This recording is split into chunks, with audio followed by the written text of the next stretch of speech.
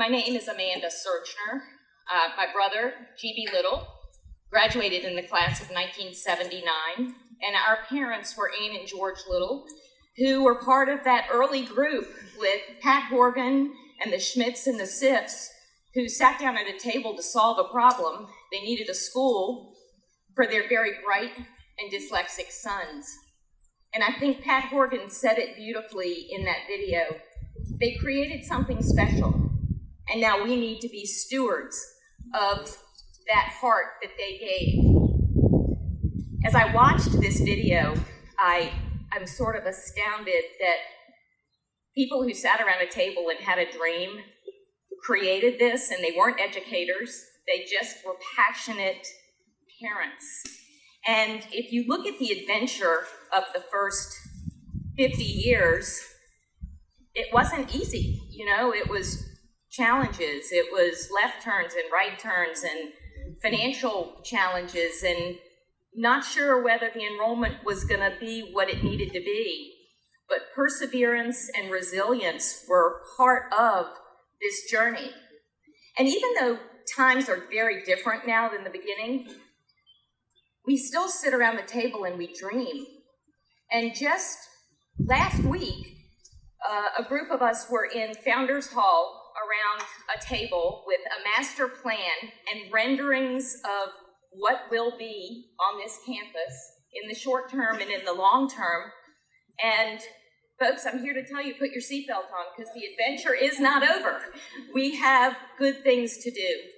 And the only difference between the dreamers in the beginning and the dreamers now is we don't have yellow pads, we have computers and PowerPoints, and that just makes it a little bit more efficient. If you had asked me, 5 years ago, what New Community's special sauce was, I would have said it's the magic that happens in the classroom. It's the dedicated faculty who know how to touch lives of eager learners, and it's intimacy of very small classes. And if you asked me about the special sauce today, I would absolutely have that right there with it, but it's not our only special sauce. Leadership at this institution has been remarkably stable.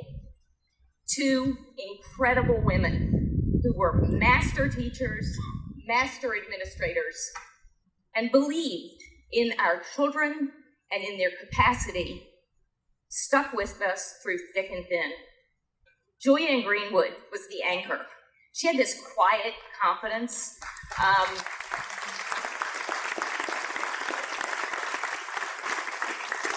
She appeared to be rather unflappable, but my brother GB just said she was tough. She could get the job done. But she was humble, and she had to deal with a lot of challenges financially, enrollment-wise. She moved to this campus, 3 times?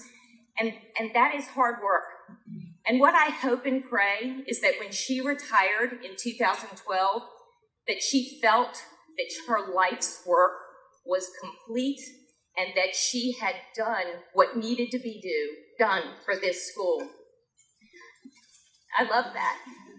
And she was my mom's good friend and a remarkable person in our lives. And then there's Nancy. Nancy didn't just walk through the door, she sprinted. And before you knew it, we had added a 5th grade. Before you knew it, we had completed 2 capital campaigns. And let me say that nobody thought we would be able to raise the money in those capital campaigns, but it's really good when your head of school knows how to fundraise.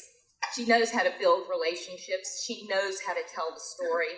And Nancy's really good for the board. She is strategic. She is a risk taker in a responsible way. She has lifted this place into a national scene, and that is what we need going forward. And it is a privilege to work with you.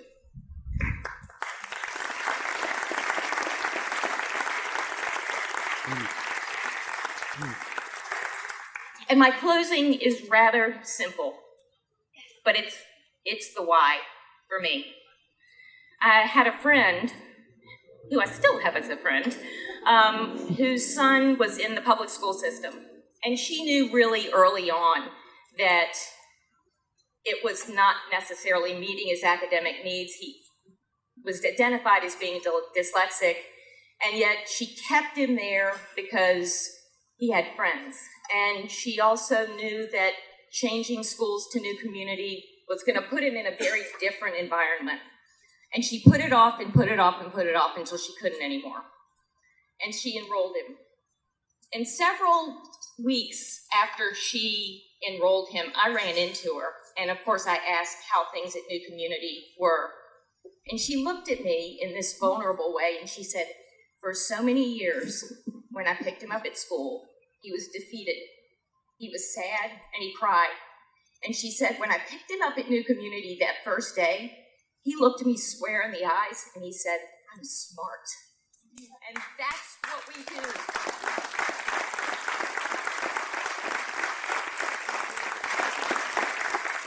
We make smart kids feel smart in the classroom. And my husband told me I couldn't get through that without crying, and he was right. You win. But thank you for being here. You mean the world to us, and we've got good things to do. Woo!